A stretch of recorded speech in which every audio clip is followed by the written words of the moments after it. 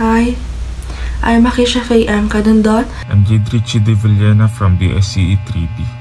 I'm Chesame Mendol from BSCE 3B. This is Jivilia Blanco from BSCE 3B. My name is Juster Inaba, and I'm going to share my experience about tutoring session. During our tutoring session, nagkaroon ako ng chance to assist someone. And yung goal ng tutoring session na to is to improve their problem-solving skills and mas maintindihan nila yung concept ng subject, and also naging preparation na rin yun para sa quiz nila.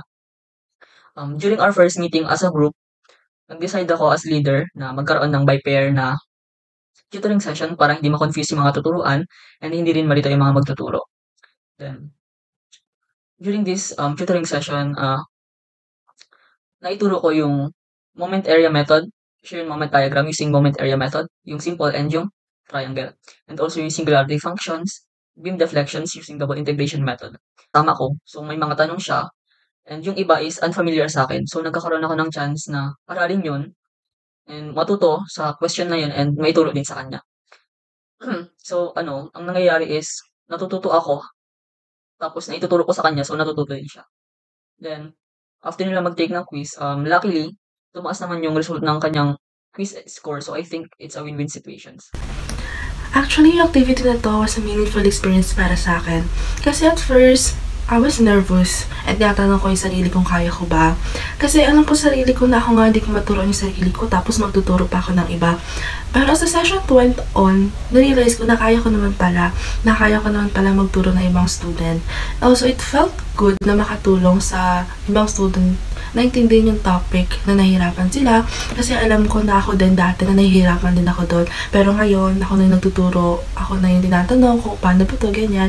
And also, this activity was a really great idea, lalo na hindi lang yung tinuturoan yung nagbe-benefit, kundi kami din nagtuturo kasi mas nare-review kami or mas naiintindihan namin yung topic na tinuturo namin. So, it's a great win between the both. Unang reaction ko sa activity na to is wala. Hindi ko alam kung anong magiging reaction ko dahil alam ko naman sa sarili ko na hindi naman ako rin kagalingan mag-explain, and ayaw kasing nakikipag-communicate sa mga tao, lalo sa mga hindi ko kilala.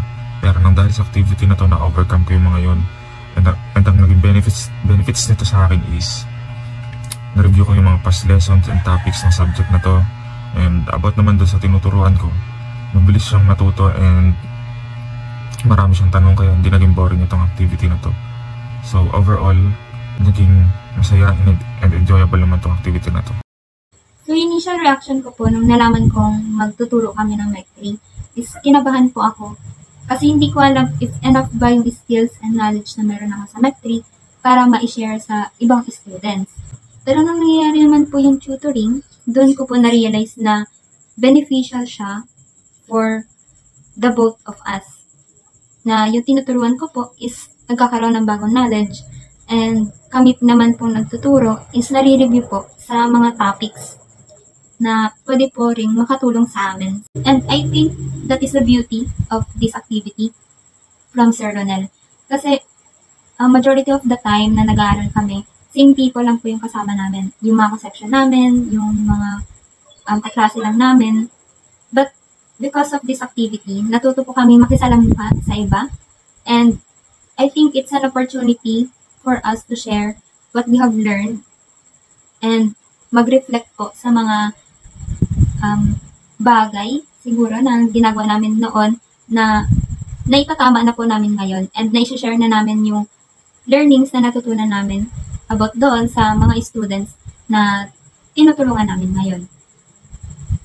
And I hope na magpatuloy ko yung mga ganitong activities sa civil engineering, kasi hindi lang po siya nag-encourage sa amin na mag-share ng knowledge, but it also helps us to have friends and to build courage and patience na makakatulong po sa amin while taking this course. Ang experience ko sa activity na to is sa una, syempre kinabahan at na-pressure since hindi ganoon kadaling subject yung ituturo namin at first time ko siya matry, kaya hindi ko alam kung magiging effective ba yung way ko ng pagtuturo sa iba.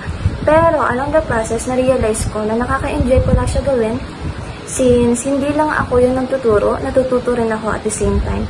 At nakakatuwa na nagsishare sila ng experience nila about sa MEC3 nang sa ganun is alam namin kung paano sila tuturuan sa madaling paraan.